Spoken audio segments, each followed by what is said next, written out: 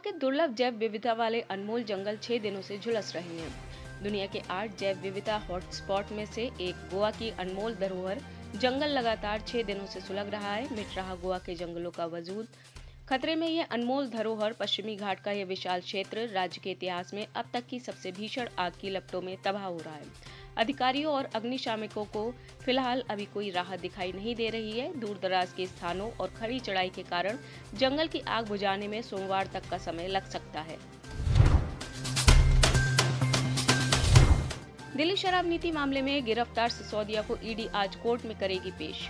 शराब नीति से जुड़े मनी लॉन्ड्रिंग मामले में गिरफ्तार मनीष सिसोदिया की आज कोर्ट में पेशी। ईडी मनीष सिसोदिया को आज राउज एवेन्यू कोर्ट में पेश करेगी। ईडी ने मनीष सिसोदिया को कल तिहाड़ जेल से गिरफ्तार किया था। शराब नीति से जुड़े भ्रष्टाचार मामले में सिसोदिया की जमानत पर भी आज ही होगी सुनवाई। केंद्रीय मंत्री स्मृति ईरानी 11 और 12 मार्च को अपने संसदीय क्षेत्र अमेठी में रहेंगी। केंद्रीय मंत्री स्मृति ईरानी का 2 दिवसीय अमेठी दौरा प्रस्तावित 11 और 12 मार्च को विभिन्न कार्यक्रम में करेंगी शिरकत। पूर्व विधायक, पूर्व ब्लॉक प्रमुख के घर कंडोलेंस में जाएंगी। कलेक्ट्रेट गौरीगंज में पहुंचकर दिशा की बैठक में लेंगी हिस्सा। भदौर में हुए डबल मर्डर केस के परिजनों से करेंगी मुलाकात। चारधाम यात्रा में कई भाषाओं का ज्ञान रखने वाले जवानों की तैनाती की जाएगी। उत्तराखंड चारधाम यात्रा में इस बार पुलिस प्रशासन की ओर से यात्रियों को बेहतर सुविधाएं देने के प्रयास किए जाएंगे। बाहरी राज्यों से आए यात्रियों को यात्रा के दौरान स्थानीय भाषा की बड़ी समस्या आती है। बाहरी राज्यों से आए यात्री ये भाषा नहीं समझ पाते, उन्हें यहाँ तक हिंदी भाषा का भी ज्ञान नहीं होता है। ऐसे में पुलिस प्रशासन की ओर से यात्रियों के लिए ऐसे जवानों की तैनाती की जाएगी जो विभिन्न राज्यों की भाषाओं का ज्ञान रख सके।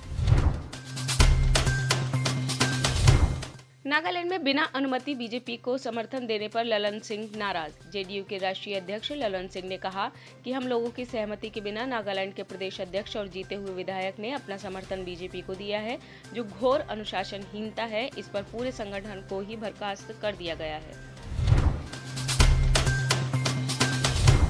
बरेली जिला जेल में बंद अतीक अहमद के भाई अशरफ की जेल में मिलाई पर लगी रोक। अशरफ की सुरक्षा को लेकर बरेली जिला जेल प्रशासन ने अशरफ की मिलाई पर लगाई रोक। 2 दिन पहले अशरफ को वीवीआईपी ट्रीटमेंट देने वाले बंदी रक्षक शिवहरी सहित टेम्पो चालक दयाराम को किया गया था गिरफ्तार। जेल की सुरक्षा पर लगी थी सेन। पिछले काफी वक्त से बरेली जिला जेल में बंद है अशरफ। गाजियाबाद में बंद पड़ी बीपीएल कंपनी में लगी भीषण आग। सूचना पाकर मौके पर पहुंचे दमकल कर्मी पिछले 4 घंटों से आग बुझाने में जुटे हैं। फैक्ट्री में चल रहा था मशीनों को निकालने का काम। इसी दौरान फैक्ट्री में लगी थी आग। लिंक रोड के साहिबाबाद साइट 4 में है कंपनी। ईडी ने जम्मू कश्मीर में गुरुवार को 9 जगहों पर की छापेमारी। आतंक और अलगाववादी गतिविधियों के लिए फंड जुटाने के मामले में ईडी ने गुरुवार को कश्मीर में 9 जगह छापेमारी की। जम्मू कश्मीर सॉल्वेशन मूवमेंट के चेयरमैन जफर अकबर फतेह उर्फ जफर बट, दक्षिण कश्मीर के मीरवाइज काजी यासिर और हुर्रियत नेता मोहम्मद इकबाल ख्वाजा समेत 5 अलगाववादियों के ठिकानों पर हुई है। जफर पाकिस्तान में एमबीबीएस सीटों की आड़ में आतंक की फंडिंग के मामले में 18 अगस्त 2021 से जेल में है। ईडी ने वित्तीय लेन देन से संबंधित दस्तावेज, डायरिया और डिजिटल उपकरण किए कब्जे में। भारत और ऑस्ट्रेलिया अपनी 75 साल पुरानी दोस्ती का जश्न मना रहे हैं। पीएम एंथनी ऑस्ट्रेलियाई पीएम एंथनी अल्बनीज इन दिनों भारत के दौरे पर हैं। इस दौरान दिल्ली स्थित राष्ट्रपति भवन में उन्हें गार्ड ऑफ ऑनर दिया गया है। इसके बाद पीएम ने राजघाट जाकर महात्मा गांधी को श्रद्धांजलि भी दी है। ऑस्ट्रेलियाई पीएम ने पत्रकारों के साथ बातचीत के दौरान कहा, मैं यहाँ गर्मजोशी से स्वागत के लिए पीएम मोदी को धन्यवाद देता हूँ। ऑस्ट्रेलिया और भारत बहुत अच्छे दोस्त हैं, हम पार्टनर्स हैं और हम अपनी साझेदारी को हर दिन और भी मजबूत बना रहे हैं। संयुक्त राष्ट्र में भारत ने पाकिस्तान को एक बार फिर से लगाई लताड़। वैश्विक आतंकवाद रोधी रणनीति जीसीटीएस की 8वीं समीक्षा वाले प्रस्ताव पर चर्चा करते हुए यूएन में भारत की स्थायी प्रतिनिधि रुचिरा कंबोज ने आतंकवाद को लेकर खुलकर अपनी बात रखी। रुचिरा ने साफ तौर पर कहा, आतंकवादी सिर्फ आतंकवादी होते हैं, अच्छे या बुरे नहीं होते हैं। आतंकी घटनाओं के पीछे की मंशा के आधार पर आतंकवादियों को बांटना बेहतर खतरनाक है। इससे वैश्विक स्तर पर आतंकवाद के खिलाफ चल रही मुहिम प्रभावित होगी।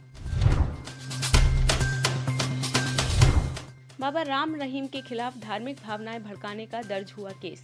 श्री गुरु रविदास टाइगर फोर्स के प्रधान जस्सी तिलहन के तहरीर पर डेरा सिरसा के बाबा राम रहीम पर धार्मिक भावनाएं भड़काने का केस दर्ज। जस्सी ने कहा कि डेरा मुखी ने अपने एक आयोजन के दौरान सैकड़ों लोगों के सामने श्री गुरु रविदास महाराज और सदगुरु कबीर महाराज को लेकर गलत बातें कहीं।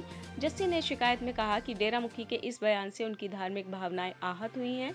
पुलिस ने बयानों के आधार पर बाबा राम रहीम के खिलाफ धार्मिक भावनाएं भड़काने का मामला दर्ज कर लिया।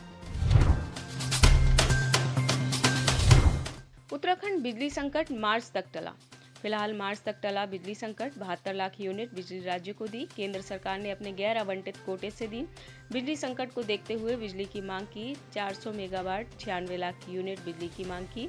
राज्य ने केंद्र से मार्च 2024 तक के लिए मांग की।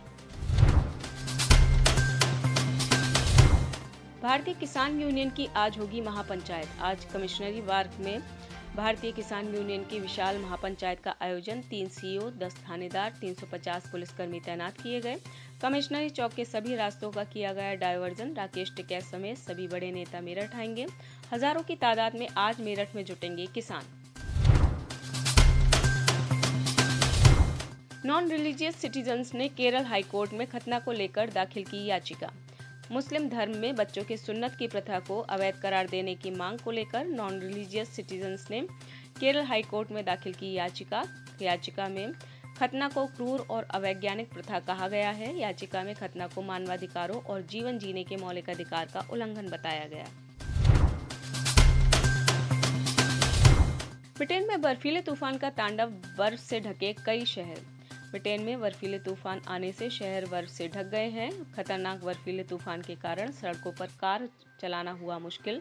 लोग अपनी कारों को जहां थे वहीं छोड़कर जान बचाने सुरक्षित स्थान पर भाग खड़े हुए। शी जिनपिंग ने तीसरी बार चाइना के राष्ट्रपति के रूप में ली शपथ। शी जिनपिंग को शुक्रवार को तीसरी बार चीन का राष्ट्रपति चुन लिया गया है। उन्हें 14वीं नेशनल पीपल्स कांग्रेस के लिए चल रहे सत्र में सर्वसम्मति से पीपल्स रिपब्लिक ऑफ चाइना का अध्यक्ष और केंद्रीय सैन्य आयोग का भी अध्यक्ष चुना गया है। जिनपिंग ने पीपल्स रिपब्लिक ऑफ चाइना के संविधान के प्रति वफादार रहने, संविधान के अधिकार को बनाए रखने, अपने वैधानिक दायित्वों को निभाने, मातृभूमि के प्रति वफादार रहने, लोगों के प्रति वफादार रहने की और पूरी ईमानदारी और मेहनत से अपने कर्तव्यों का पालन करने की शपथ ली।